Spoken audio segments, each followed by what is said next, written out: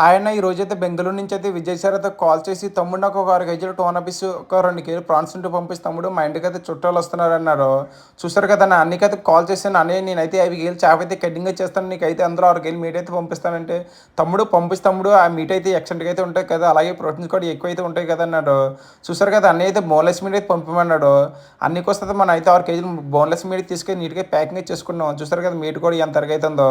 మనం ఎప్పటికైనా సరే వన్ డే ఫిషింగ్ బోర్డు దగ్గర తీసుకుంటాం కాబట్టి ఫిష్ అయితే ఇప్పుడు అసలు ఎలాగైతే ఉంటుందన్న. అలాగే మన ప్యాకింగ్ కూడా చూసారా ఎంత చేసుకున్నామో. మన ఫిష్ ఎంత కావాలి ఉంటుందో, మన ప్యాకింగ్ కూడా ఎంత నీట్గా చేసుకుంటామన్న.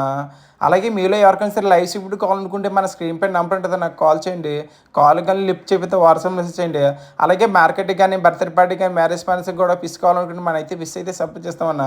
చూసారు కదా మన ప్యాకింగ్ కూడా ఎంత నీట్గా చేసుకున్నామో.